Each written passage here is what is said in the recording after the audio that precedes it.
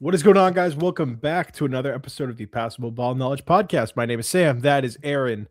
Today, we got a lot to break down. We have obviously the divisional round recap. We are down to our final four teams, and also a lot of coaching news in the last, 48 to 72 hours since the last podcast. We will break all that down. But before we break it down, Aaron, how you doing? Doing solid. He's solid. He's solid, and we'll touch on probably why he's doing well in a second. But I think we have to start with the big news of today, right? It's Monday, and the Bills fired Sean McDermott this morning. A really, really, really surprising move. It was so unexpected for me.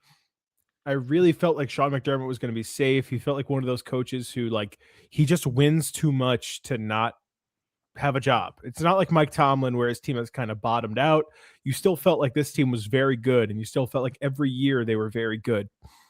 But regardless, it's really insane to me that they fired Sean McDermott. I don't think it's a necessarily incorrect move, but is a highly unexpected move. But at the end of the day, I think this comes down to one thing, and it's playoffs. And more specifically, it's the Super Bowl and their lack of making it. Sean McDermott, like the Bills, since Sean McDermott has been the head coach, they have been the second winningest team in the NFL. They have gone 8-8 in the playoffs in that time. You just can't help but feel like this Buffalo team was missing its opportunity every single year, especially this year where the Chiefs, who have been that roadblock for them, are no longer there. It is a really just a surprising move. And Aaron, what are your thoughts on this? Because this is really maybe the first hire where you could actually say, hey, this is the incorrect move. You should not have fired this guy. There is no reason to fire this guy. Where do you fall kind of on that plane? If I'm going to be honest, I'm still not sure, where I am on it. I think, is he a floor? I think we talked about this earlier. Is he a floor raiser? Yes, but is he a ceiling raiser? No. And I think that's the case. I think that's the case for a lot of teams now, where it's kind of a similar thing to like the NBA, where a guy can be the coach there for 5 years and they have a good team, but they're not good enough. And then, he's expendable and then they get a good coach, they win.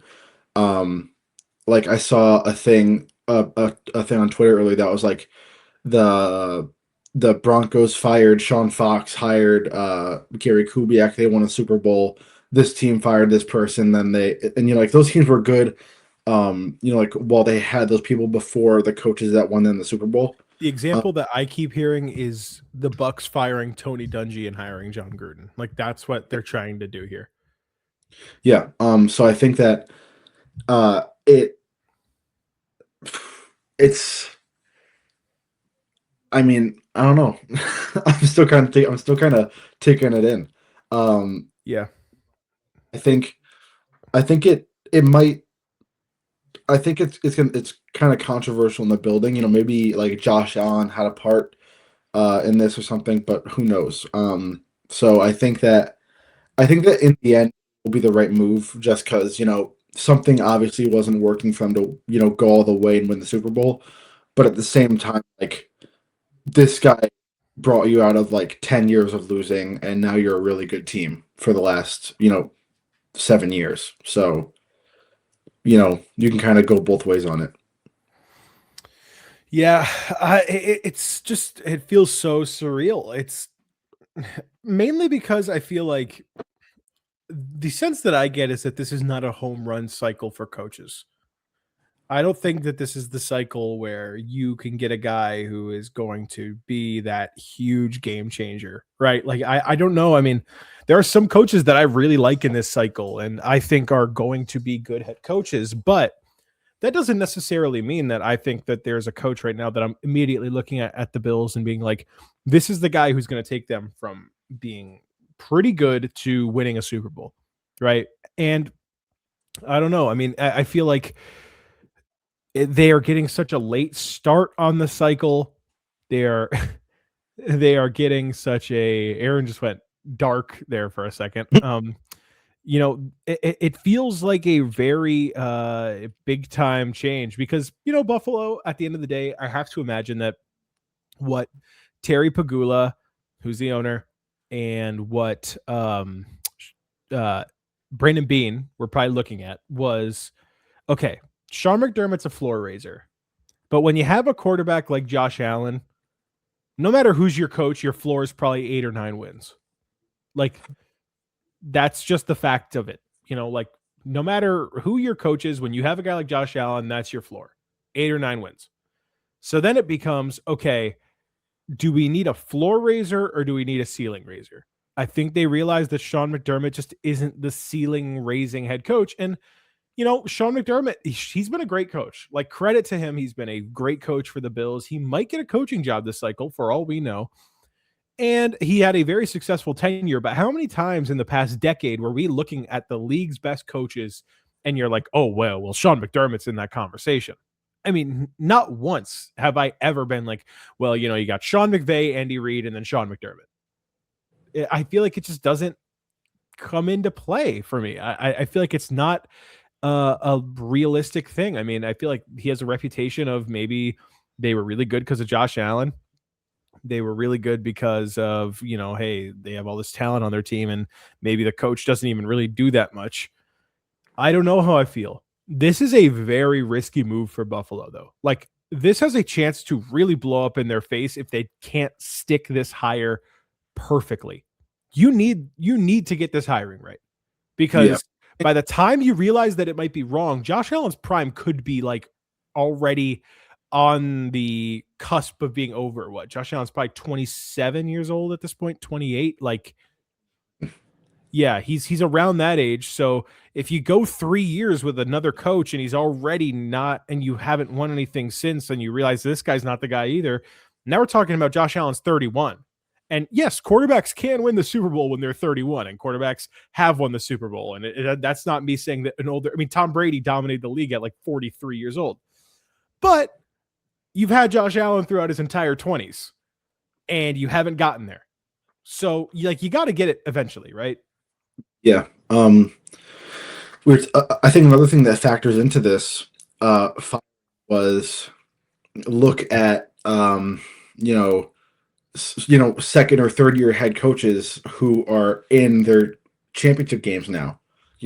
Mike McDonald, Sean Payton, Mike Vrabel's in his first year. He's already in an AFC championship game. So I think you have to look at it and say, hey, we've had this guy for 10 years and he's just not getting us there yet. And something that also surprised me in Sean McDermott getting fired is them not letting go of their GM. Brandon Beane, right? That's his name. Yeah. He actually got promoted, by the way. He got promoted to head president of football operations. So is he their GM and president of football operations? No? Yeah. Yeah, so their last, I think, great draft pick was Dalton Kincaid. They picked great is a generous term for Dalton Kincaid. He's been a good player, but by no means. Great draft pick was James Cook in 2022. Yeah. That was 3 years ago. And the last two, top picks you've used on Maxwell Hairston and Coleman. Yeah, and Keon Coleman has kind of blown up for them a little bit because he's been a healthy scratch at this point. And hasn't played great either, right? Well, Hairston came in injured. He had some flashes, and then I think he got hurt again. So, yeah, for Hairston, that's where it is. If you're Brandon Beane, you're failing to put talent around Josh Allen that he needs, to win. So I'm surprised they held on to him, and yeah, I think the whole situation. I think a lot of it is justified, but there's still a lot of questions within just everything. Like, why now? Why not the GM? Why this? Why that? So. Yeah, I think when you look at this Bills roster, they're playing the Broncos. We'll get into this Bills-Broncos game in a little bit. We still have a lot of coaching news to break down. you're watching and it's like their number one wide receiver out there is, it's like Shakir is a slot receiver. So even though he's their best receiver, Brennan. yeah, you don't really want to call them you don't really want to say that he's their number one because he's in the slot. It's kind of hard for a slot receiver to be the true number one of the offense, the true X receiver. And then you have guys like Brandon Cooks out there who are starting on the outside for the Bills in the playoffs. Brandon Cooks in the year 2026. Like that is not a Super Bowl caliber receiving core right there. Yeah, it's not. It's really not. Dalton Kincaid is probably their best receiver. And even he is just pretty good. He's not an elite tight end. He's not like it's not like, oh, well, like when the Chiefs were winning, right? Like they had, Rashee Rice, who's a slot receiver. He might not be a true number one, but then they have Travis Kelce, who is going for like 1,300 yards. And it's like, okay, well, this is the number one. Dalton Kincaid is a pretty good tight end, but by no means is he some kind of world beating, all around dominant player. And then on defense, their number one corner was Tre'Davious White in the year 2025. Tre'Davious White really hasn't been good in like 3 or 4 years, right? Like he has kind of been washed up. He's been really injured. He was their number one corner. He is lined up on Marvin Mims downfield and has a back-breaking pass interference penalty late in that game. And Josh Allen, I mean, yes, he turned the ball over too many times, and we'll get into that. And honestly, if you want me to be honest, how much of this firing do you think comes down to the fact that they tried to score at the end of that first half? Like, how much of this firing comes down to that decision, and how much of that decision adds to it? Because this game goes to overtime, and the Bills spotted them 3 points at the end of that first half by making that decision to go for it, which was already extremely risky. Shout out to Tony Romo. In the moment, he's like, hey, I don't know what the Bills are doing right now. This seems like a really bad idea. And it blows up in their face. And that is the difference. That's all that needed to happen for the Bills to lose and for this game to go to overtime. So at the end of the day, this is a big risk. This is a leap of faith by the Bills to say, we trust ourselves to make a hire that will elevate this team, that will bring this team to the next level, that will bring this team to a Super Bowl contender. I just don't know who that is. Is it Joe Brady? Do they just promote Joe Brady because he's Josh Allen's bud and he ran a good offense? I don't know. Like I feel like I can't pinpoint where they're planning to go. It's not like there's a great ex-head coach that you could go get. Like, you're not going to like, who are some ex-head coaches out there that are even worth it? Like Dable. Like, I know he was the OC for the Bills. Are you going to go hire Brian Dable and try to sell me that that's the guy that is going to elevate this team from being very good to a Super Bowl team? Because you just can't sell me on that. You just can't convince me that that is how it is. Like, you're not going to or anything. Yeah, you're not going to hire Mike McCarthy and look at us and be like, this is the guy. Here he is. Mike McCarthy, the guy to bring us to a Super Bowl. Like, that's not how it is. It's not. I mean, Mike McDaniel is a pretty good offensive coach. Maybe you're able to sell me on the fact, hey, you get Josh Allen and a Mike McDaniel offense. Who knows what could happen? I don't think that's like a home run Super Bowl changing, that's not something that's going to really elevate this Bills team, in my opinion. So who knows? Truthfully, who knows what the Bills are thinking? Who knows who they're planning on hiring? And at the end of the day, it comes down to the fact that Sean McDermott will go down in history as a pretty good coach that just couldn't get it done. He just couldn't get it done. And that's what he's gonna have to live with, and that's gonna be his legacy. So we will see how this goes, and we will see kind of the direction that this Bills team goes in. But it's gonna be interesting to see their interviews. Like, it's gonna be really curious to see who they go out and decide to talk to, because like I could see a world where Joe Brady's hired by like Friday. Yeah. But I could also see a world where, hey, like the Super Bowl's happening and the Bills don't have a coach still. It's like weird. Yeah.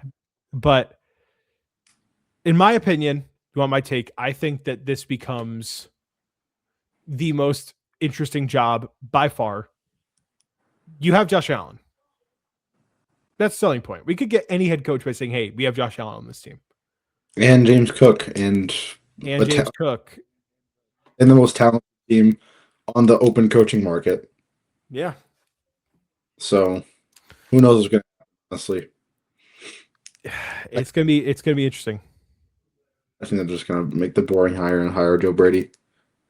Yeah, I don't really have a prediction on that job right now. I'll have to think about it a little bit. But we, speaking of predictions, we have two jobs that closed that we both got wrong. The Atlanta Falcons, in the midst of an absolute belt to ass show from Seattle to San Francisco that will break down. In the middle of that game, Atlanta decides to make their move. They have hired former Browns head coach, two-time coach of the year, Kevin Stefanski, as their new head coach. They're going to give him a 5-year deal, and Stefanski has already begun to put together a staff. They will retain Jeff Ulbrich as DC, and they will hire Bill Callahan, the legendary offensive line coach, to be the same position for them. Aaron, you are the Falcons fan here, the resident Falcons fan. How do you feel about this hire? And, you feel free to really go all in on your thoughts on it. And I'm going to step back and I'm going to give you the floor. My personal opinion, I love this hire for us. Everyone says, in his last 2 seasons with the Browns, he went like 8-26 or something like that. Why would you hire this guy? Before the Browns traded for Deshaun Watson, Kevin Stefanski was considered a top 10, top 5 coach in the league. There aren't too many that can say, hey, I won two coach of the year awards within like a 4-year span. Yeah, within 4 years, especially in Cleveland. Nobody wins in Cleveland. He's brought them their only 2 winning seasons since 2007. No coach in Cleveland has been able to do that. And he made them look really good for 2 or 3 years there. But then they traded for Deshaun Watson, and that really kind of started their whole quarterback fiasco with them starting Deshaun Watson, then Joe Flacco, then Jameis Winston, then this person, then that person, and then like Shedeur and Dylan Gabriel, which was just kind of a mess. So I think that some the resources they need to actually coach a team, that Kevin, your guy, because what is Kevin Stefanski going to do with Shedeur, Quinshot? I can't even on their team. Like Harold Fan. And then your defense is good, but what are you supposed to do with that offense? You can't really do much. Sorry, I have an eyelash. So like you do much. And I think when you are supplied with Bijan, Michael Penix, Drake London, probably not Kyle Pitts, but maybe, and hopefully another receiver that we get in the draft, that is more than with, especially in the Stefanski scheme when they had when they had Nick Chubb in early 2020. He was putting up like 1,500 a year, and that's when they were the best, when they had a really good game and they had a solid pass game with Baker Mayfield. I think that's exactly what you want, for the Falcons here. A run-first team. You have the best running back in football, probably, in terms of rushing and receiving. So, it's a super Falcon-friendly, scheme he runs. Whether he calls plays, I really hope he does. But, when he did call plays, that's a scheme he ran. He ran a run first and pass second, but if you have to pass, it's still no big deal. And he made Baker look good in Cleveland before he left. So I think that this is a great hire. We already hired Bill Callahan, who's obviously, like you said earlier, famed O-line coach. Uh, Kept Jeff Ulbrich around, which is, best case scenario. He was, you know, obviously great. Set of his defense had a franchise record in sacks this year. Whether you can say that's him or coordinator, game definitely has something to do with it. So I think that right now this is best case scenario, and you know, I'm kind of iffy on if he brings like Tommy Reese with him. I kind of hope he doesn't bring Tommy Reese, um, just because like when he was the OC and calling plays, it wasn't so great. Um, but I'll be happy. Oh my god, happy if we hire a guy like Brian Kelly. Yeah, he wasn't a great coach, but he was a great OC. So yeah, I like this hire, and I think a lot of people look at it and say, "Oh, his last 2 years, he went 3-14 and 5-12." You know, look at it in the broader perspective of everything. He made Cleveland somewhat winning city for 4 years, which doesn't happen, especially in Cleveland. So I think a lot of people are just kind of jumping the gun and saying this guy, can't coach. This guy can only coach with a good team. With a good team, so can every other. No coach can coach with a bad team. Obviously. So yeah. Sorry for rambling. That's my take on the hiring. As a non-Falcons fan outsider, I love this hire for you guys. I think Stefanski is a good coach. And I mean, you kind of hit the nail on the head with talking about how poor this roster has been and what is he truly supposed to do with a roster that is this low quality. With the quarterback play that it's had and with the talent at skill positions and with just everything in general, this offense was anemic. But how much of that is due to Stefanski when you've seen this offense be pretty great with simply, like Joe Flacco and Amari Cooper went out and slung the ball around that one year. And, in 2021, and when you had Baker and Nick Chubb just running and, that team was fun and young and worked well. I think we've seen Stefanski be good. And I think we've seen him be good, especially when he has talent. And I think in general, I trust this hire. And I think that this is a hire that you guys needed. You guys needed a stability coach. And I think you've got him at spiraling, in the last few years where you got hired Raheem and you were hoping he would be the guy and then he failed. And now you got to get this hire right because the talent on this roster is there and you got to strike while the iron's hot and you got to find someone who can work with Penix. I like the hire of Stefanski. At the end of the day, I think this is a strong hire for the Falcons and I think it's one of the best possible outcomes. So if I was a Falcons fan, I'd be happy. And I would like you said, I think I'd look in the broader stroke of what the Falcons, what the Falcons are and where Stefanski is coming from and what he was able to do in that place. So at the end of the day, I like the hire. And, I kind of figured that would be all the coaching news we'd have to talk about, the big time hire of McDermott, the big time fire of McDermott and the hiring of Stefanski. But we had a little bit of news just before we came on here. And that is that the Dolphins have also finalized their head coaching search. They will bring in Packers defensive coordinator and former Boston College head coach, Jeff Hafley, as their head coach. Hafley was kind of a very sought after candidate, and it instantly became apparent that the Dolphins, were seeking or that he was at least a serious candidate for the Dolphins when they hired the Packers. They hired Packers executive John Eric Sullivan.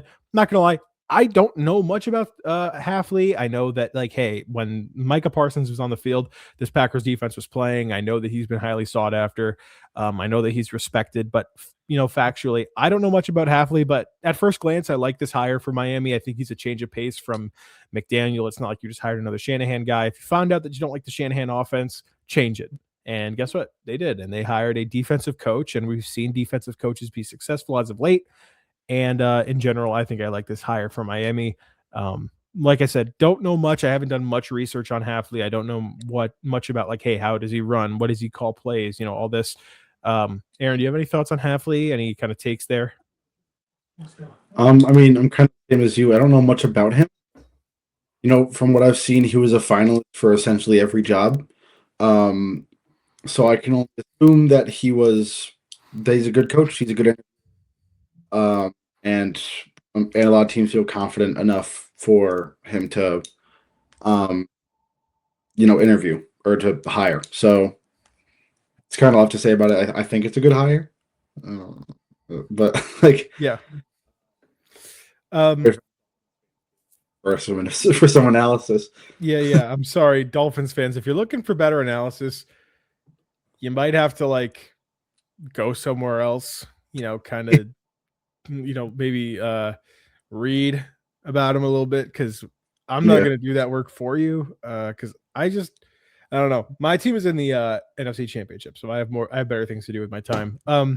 There's been some other news. The Lions hired Cardinals OC Drew Petzing, former Cardinals OC Drew Petzing, a hire that I'm a little concerned about. I thought the Lions probably could have gotten someone a little bit better. As a Seahawks fan, I played that Cardinals team twice, and I've seen the Cardinals a lot.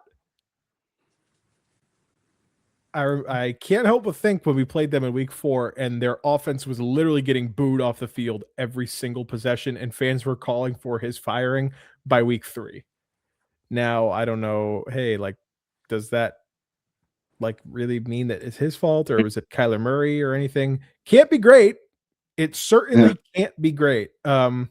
So we'll see how that goes for the Lions. At the end of the day, I'm a little underwhelmed by that hire. I think they could have gotten a bigger fish. I'm not even saying that they need to hire like a Mike McDaniel. They don't think you need to hire someone like that, but you just hired a guy who, like, just kind of ate shit in Arizona.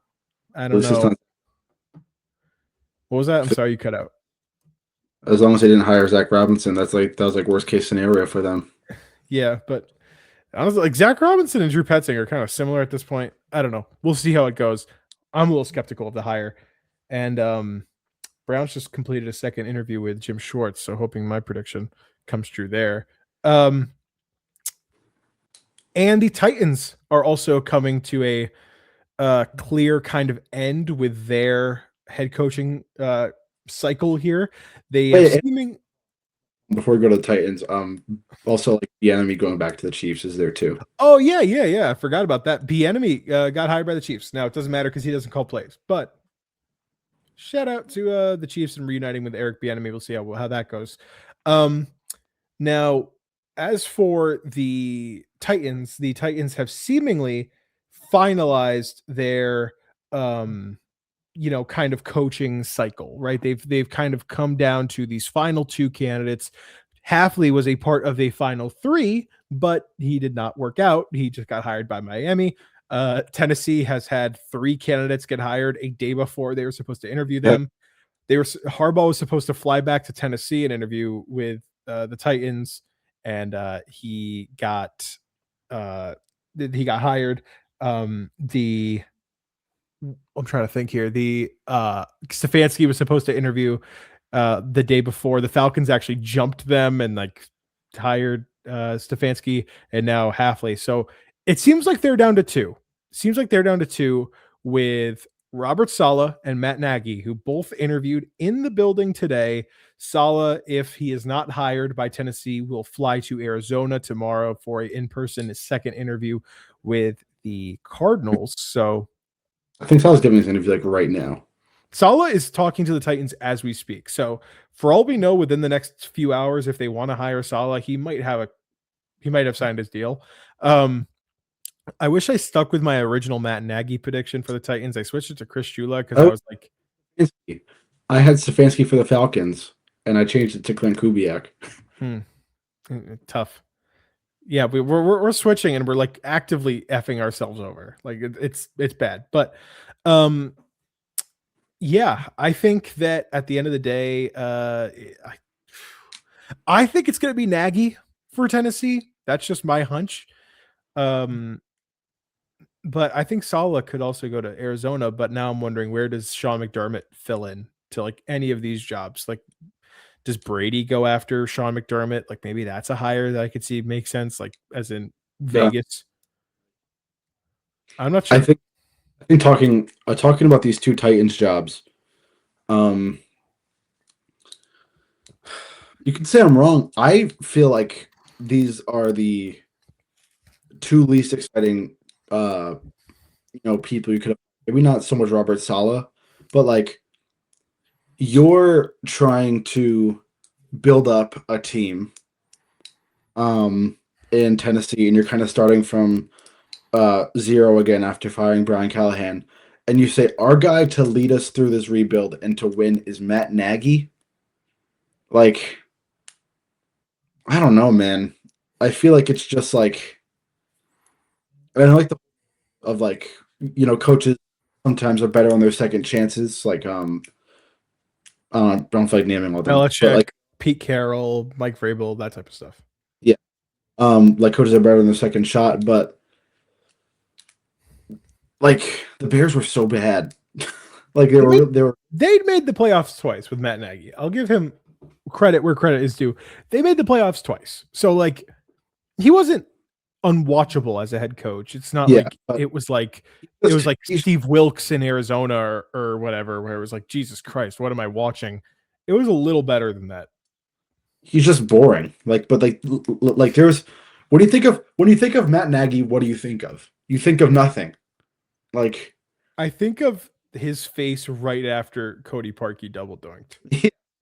Because it cut to him and he was standing there, and I think his mouth was like open. I think he was like, yeah, he couldn't believe it. But yeah, I don't know. I mean, I kind of agree with you. I think Nagy is underwhelming as a head coach, but I don't know, man. I don't know. Like the Titans, I feel like they could have gotten a big fish. I think the Titans could have gotten a big fish, and it seems like they're coming down to one fish that sucks and another fish that is okay. Like that's where I see it. Yeah, like you have like $100 million in cap space. You have Cam Ward, and you have an early first round pick, and you're going to hire Matt Nagy to coach all that after you do everything you can with it. All right, well, that's it for the coaching corner. We're in half an hour in, and that is it for the coaching corner. I assume by the time we do our conference championship preview, we will probably have a Titans hire. We might have a Cardinals hire. And then after that, like, I don't know when, like, it feels like the Browns and the Raiders and all these other teams are like on an entirely different schedule. Same with the Ravens too. Like, it feels like the Ravens are kind of behind schedule. We'll see what goes on. Anyways, let's talk about the divisional round. Two great games, one mid game, one absolute destruction. We'll go through them in chronological order.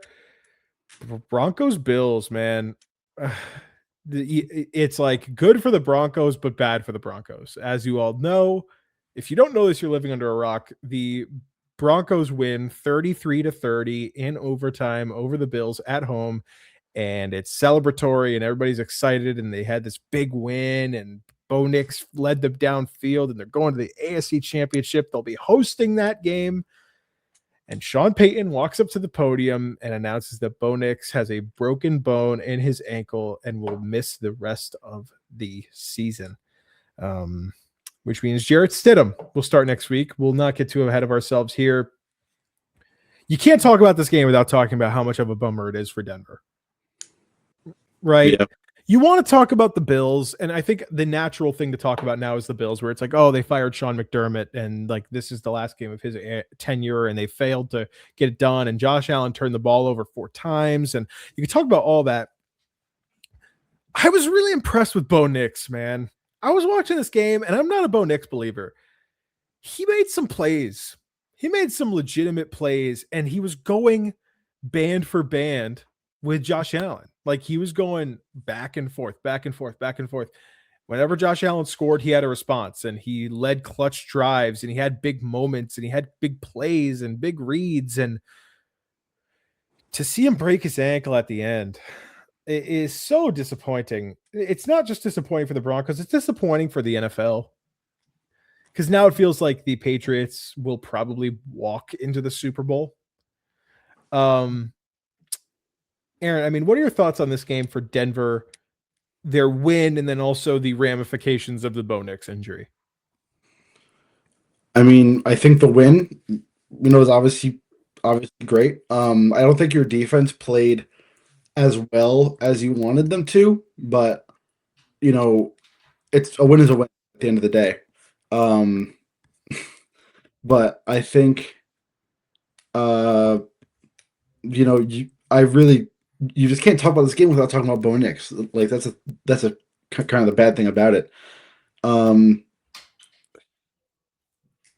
Is that a dog? Yes, there's a dog entering the room as we speak. Like it just sucks so bad. It just sucks so bad for the Broncos. Like I feel sad talking about it. It's like a funeral. Like it. I mean, it's because like the Bills were so torn up after that loss. Like Josh Allen, Deion Dawkins crying, talking to reporters, and there she is in the background. Everybody say hello to Helen. She's in the background over there on the chair, effing around. But she's trying to get comfortable. It's just so upsetting to have like the Bills lose like this, and everybody's kind of pulling for Buffalo a little bit because they want that first ring so bad, and they lose. And then you're like, well, at least the Broncos are this upstart team, and they're kind of new and young and fun, and they were able to get this big win. And what are you looking at? I thought this thing was coming. This thing was coming down. And then Bo Nix breaks his goddamn ankle. Like that's what it is. And it's really hard to talk about this game because you can talk about the Broncos all you want. It feels impossible for them to win this week. Yeah.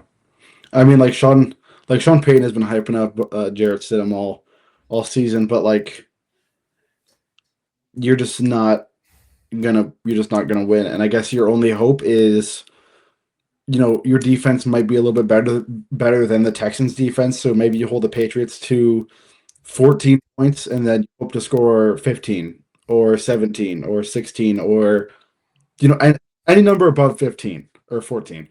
So like, I think this weekend is going to show if like the saying is true that like defense wins championships, because your defense needs to be perfect this week this coming week for the Broncos, and I'm not gonna get too much into it.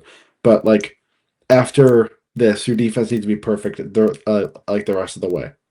And that's really not how they played against the Bills. It was kind of weird how they had a lot of holes in their defense. This game. Is that the most points they let up all season? 30? Let me see. Off the top of my head, they had a game where they let up a lot of points to Green Bay, I think. And the Giants. Oh yeah, the Giants had that game against them. I forget about that. Never mind. But yeah, it's a second most points they've let up all season. So on the bright side, Drake May and that Patriots offense did not look invincible against Houston. Yeah. We'll touch about all this, but when we get to that game. But at this point in time, all you could say is poor Broncos. Like to go from literally like this is the highest level they've been at since the Super Bowl, and then to like literally within like 15 minutes to have it go from here to here. And the fact that it was so unexpected, it's not like they won that game, but then everybody was like, oh, hold your breath because Bo Nix got hurt and we'll see what happens. It was like literally they won the game. Nobody knew anything was wrong with Bo Nix. And then at the end of the game, it's just like, hey, he broke his ankle. He's done. Unbelievable. Really disappointing for the NFL and, taking away a great AFC championship from us. Who knows what's in store, but that's just my hunch. The game later that day may as well have been like a live broadcast from like a slaughterhouse. Like they may as well have just put a camera in a slaughterhouse and just let it roll for 3.5 hours.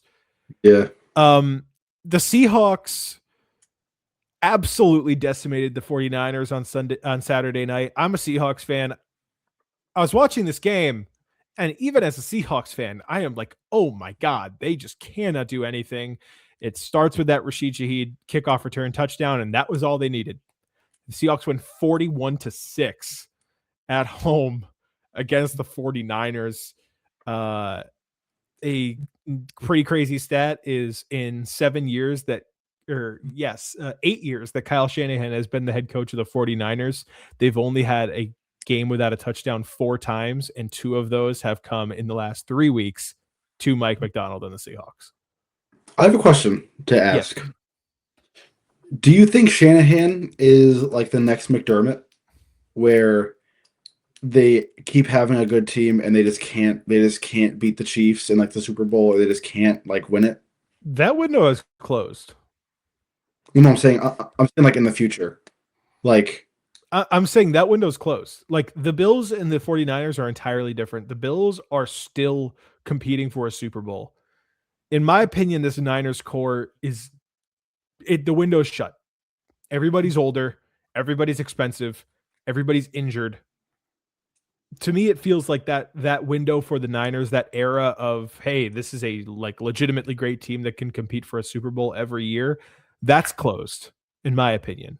I mean, they're still going to be good. I don't think they're going to be a bad team. I don't think they're going to be I don't think they're going to regress to like a 7-win team.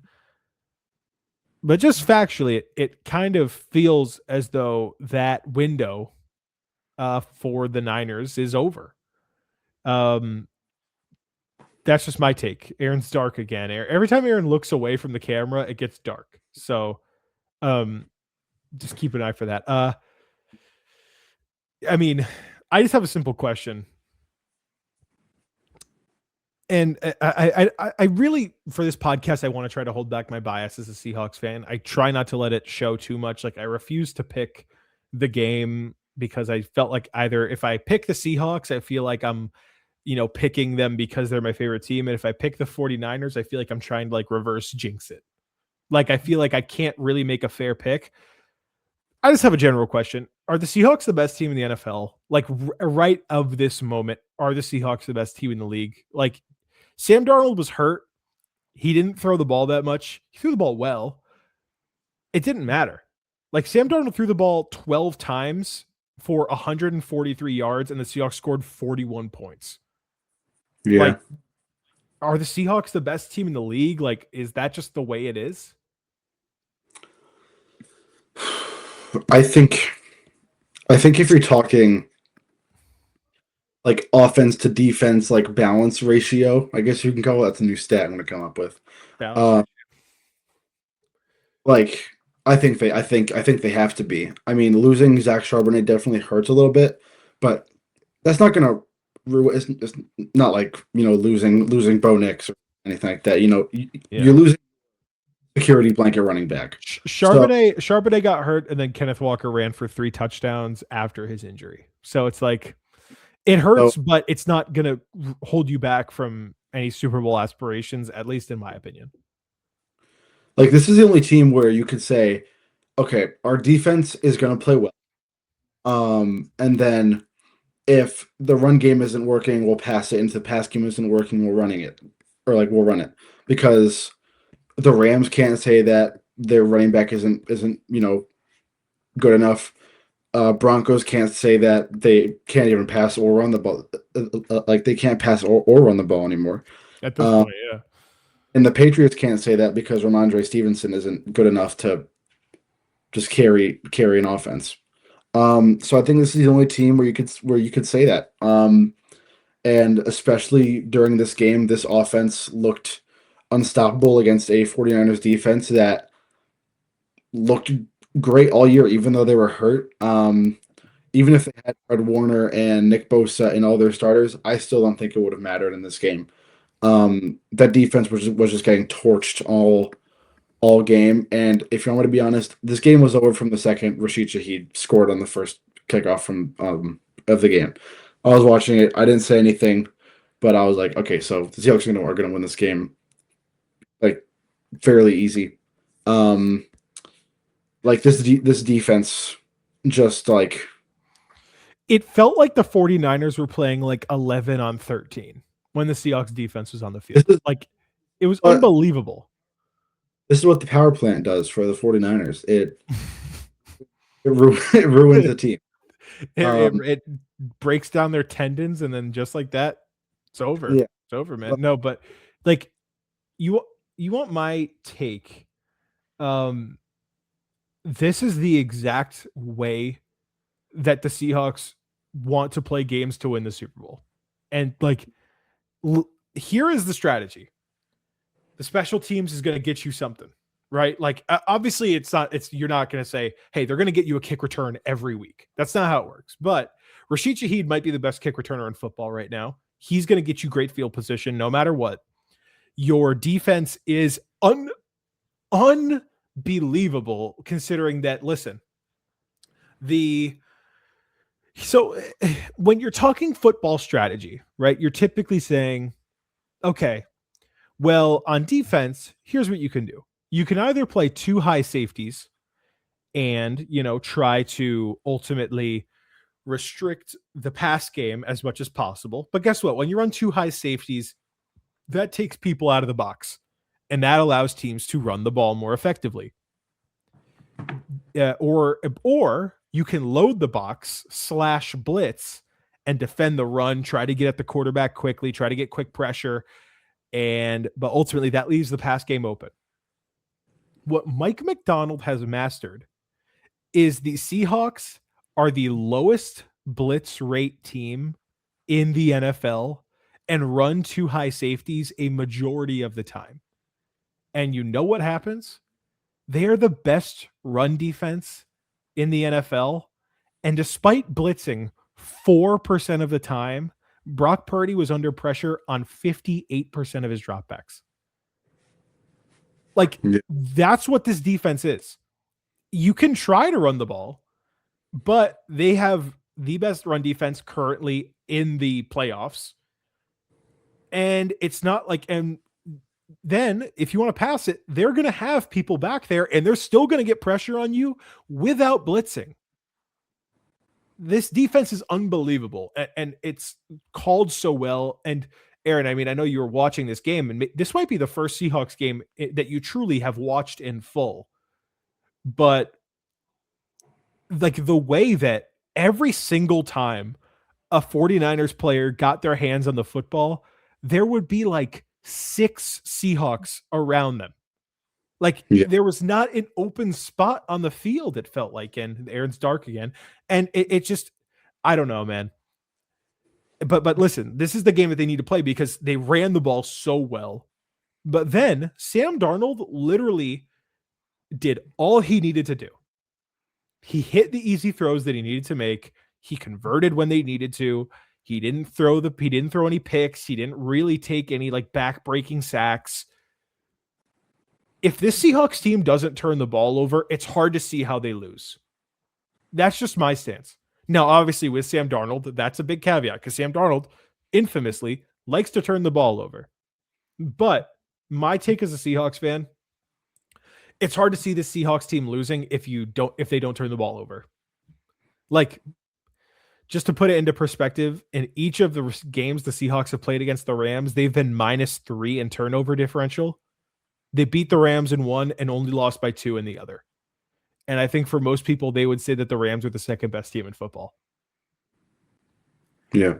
If the Seahawks are going to play the Rams this weekend, even if they're -1 in the turnover column, that might be enough. So who knows? Who knows? We'll see. Seahawks decimate Niners. They are going on to the NFC Championship, where they will also host that game. Both of the 1 seeds end up winning. The early game on Sunday. Holy shit, man. 8 turnovers? There were 8 turnovers on the early in the early Sunday game. Like, okay, here's what I think we should do. I think this is the first game where both of these teams are worth talking about.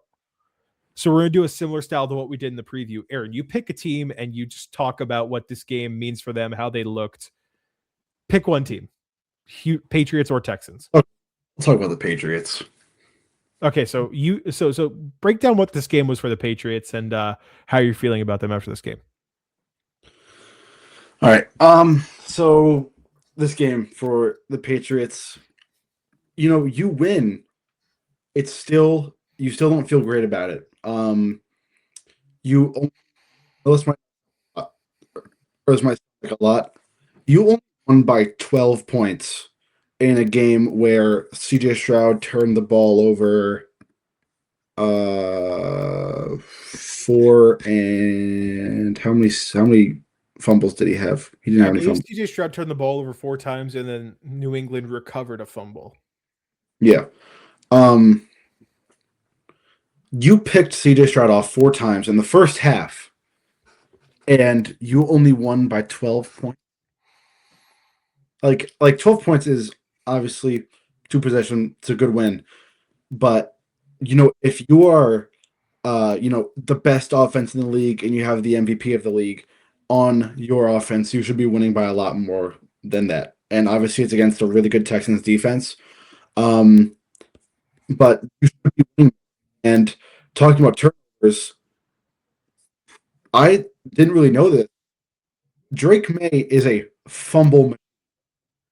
He's fumbled like 15. It's ridiculous. Yeah. Two of them were recovered by the Texans through a pick. That's huge. You have to clean that up because next week Will Campbell did terrible against Will Anderson the entire game. And next week, guess what? You're going against Benito. Like, you to clean up your pass protection, especially on your blindside blocker, and put the ball away. Like, I feel like Drake May, for him to fumble 15 times, he has to be standing ball like this and like ball 15 ball away. So that the offense looked kind of like a glaring hole in the team. You finally play a good defense, or you play a really good defense last week against the Chargers. You look okay. You're not the best, and then you play this Texans. You development against a good defense, and especially where the playoff really just run by defense. Your offense has to be on their A game all day. So I think that's definitely a concern when you're going into Denver next week. But in defense, what you really complain about? You picked the ball off 4 times against CJ Stroud. So I think your defense played, but you're talking to your O-line and Drake May and saying, "Hey Drake, if you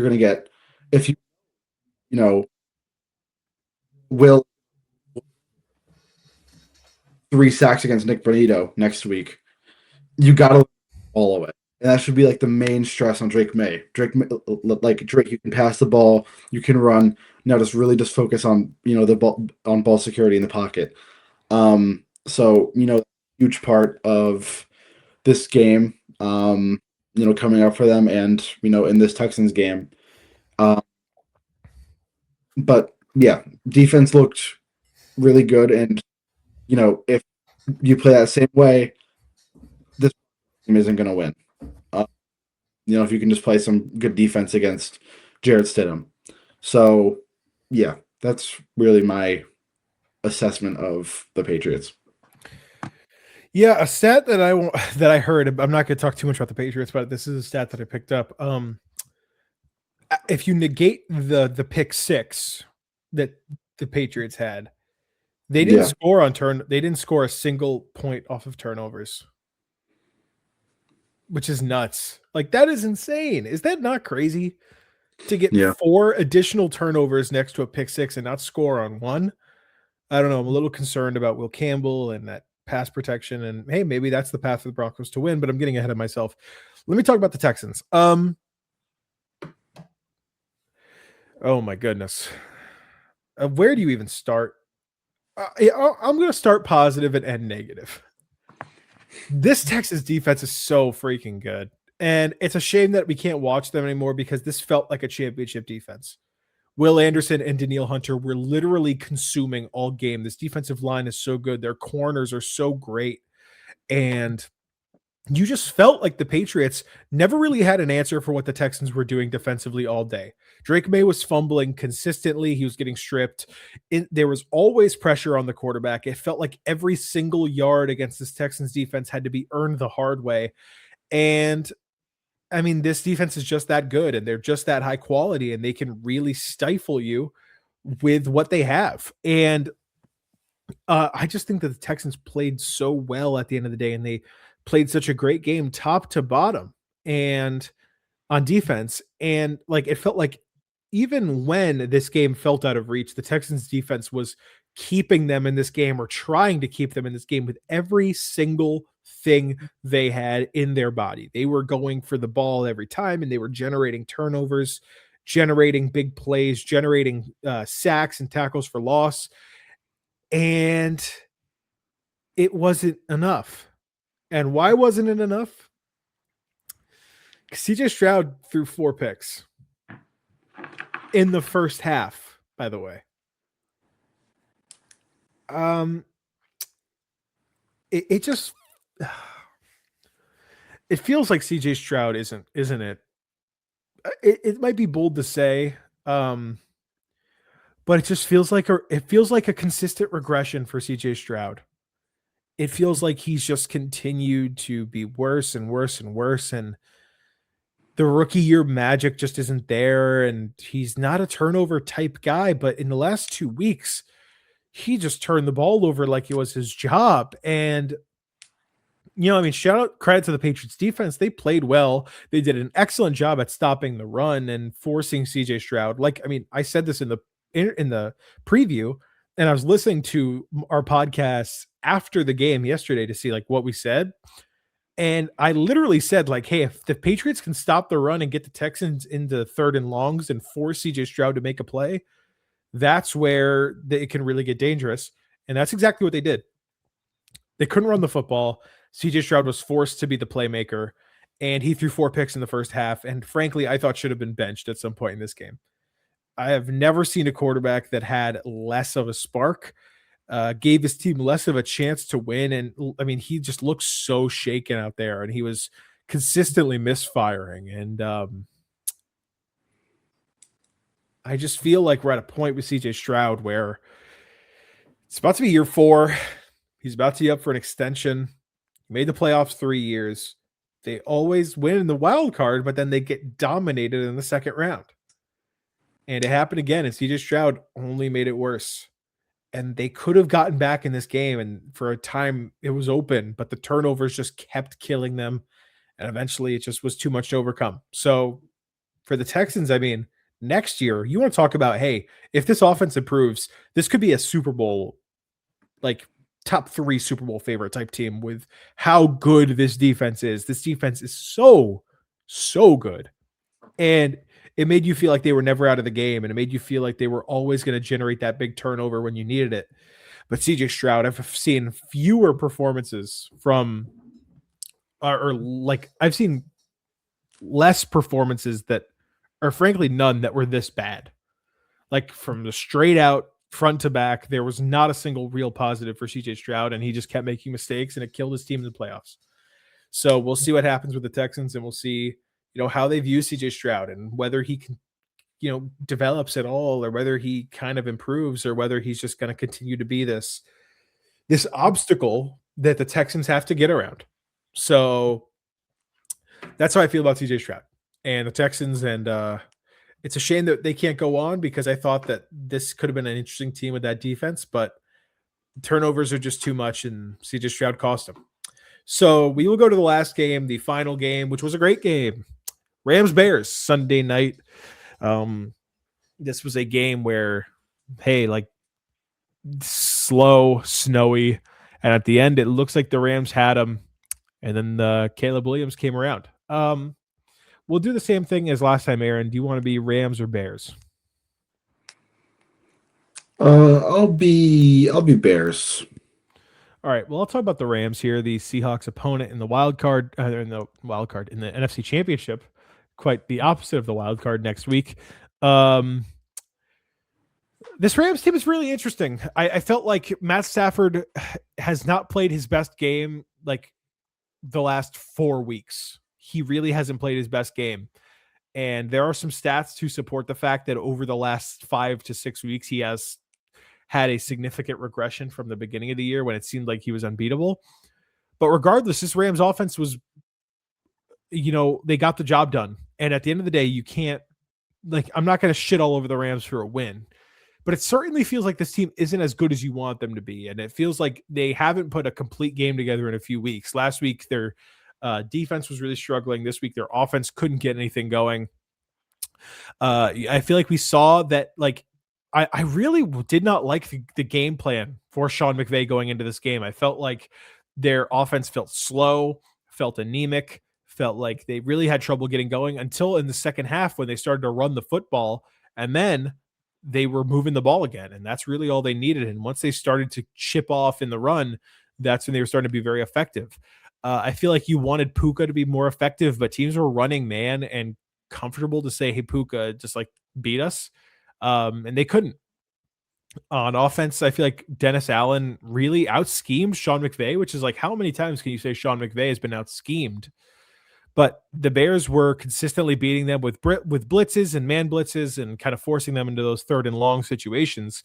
But I'm not going to be too negative about the Rams because it's going to seem like I'm a biased Seahawks fan. Their defense absolutely won them this game. And it was so impressive to see how they stuffed the run and how their defensive backs, despite the fact that, hey, none of these DBs are truly all-world players. You will not find a single Pro Bowl caliber player on this defense. But the way that these DBs play, forcing turnovers, forcing big plays, and ultimately generating, turnovers and generating pressure moments and getting the ball back in the hands of this offense is what makes them so dangerous. It's the fact that this defense can be so good. Now, when they put together a complete game, this team will be really scary. But at the end of the day, this defense, despite having been on a skid for, maybe the last 4 to 5 weeks, they put it together and they were able to make the big plays when it mattered most. Kobe Durant had an excellent game. Cam Curl had an excellent game. I thought their pass rush was really eating. Kobe Turner, I thought, played very well. And that's all it took. And in the cold weather, I think I was skeptical of how the Rams would fare in a cold weather game, considering how much they've relied on their offense to succeed this year. But their defense made the plays when it mattered most. And shout out to them. And they're going to be going to Seattle for what I think a lot of people will dub the game of the week with Seahawks Rams. So that's my take on the Rams. And Aaron, I'll let you delve in a little bit on the Bears and what ended up being a frustrating loss for them this weekend. This Bears, they're honestly a lot better than I thought they were going to look. Their defense has been very leaky at a lot of parts of this in the season so far. But I think that they played a really solid game against, really good Rams offense. And whether that was all the snow and the conditions, it's up to you. But I think that this Bears defense looked really good. And hold on. And as you said, Dennis Allen out-schemed Sean McVay this game. I thought I said it before, but Bears defense looked great this game, and it's a very similar game to the Texans. You have a great defensive performance, and your quarterback kind of ruins the game. He obviously Caleb obvious that just outstanding play at the end of the game to Colston Loveland, just one of the best plays. Just one of the best plays I've seen all year. What? No, the way he like this, and then he brought the camera down. Yeah, and I'm trying to get comfortable here. Uh, Yeah, but yeah, so he kind of ruined this game for you, but he brought you to overtime in the first place, so you can't really say too much bad about him. Scored all your touchdowns or passed for all your touchdowns, whatever. So I think that this Bears team kind of just did all they could against the Rams, especially their defense. But in the end, it kind of comes down to your quarterback not being ready for the huge moment in overtime. Like that final throw to I guess it was to DJ Moore. yeah, It's not entirely his fault because DJ Moore just kind of stopped running at one point, but also you could definitely that throw anyway, I think. So very similar to the Texans, in the fact that your defense played great, and your quarterback and your offense just didn't do enough to help you in the end. yeah. Disappointing for the Bears. I just felt like both coaches didn't call that good of a game. I feel like both coaches, in especially short yardage, like really struggled to succeed and get the easy plays and kind of keep the ball moving for their offense. So at the end of the day, it's frustrating for both teams, especially I think for the Bears, because you could feel it. They got the Rams to punt on that first drive of overtime. They're starting to put a drive together, and it's that back-breaking mistake that, hey, that's the part of Caleb Williams. Like, you get that miraculous play to send you to overtime, and then you get that big time mistake when he probably shouldn't have thrown that ball in the first place, even though, yes, I know DJ Moore didn't really try, which, by the way, is insane that he didn't try. But Yeah. at the end of the day, that's just how it is. Like, I'm surprised on a lot of these fourth downs that Ben Johnson didn't get Caleb Williams moving more and didn't get his legs as a part of it.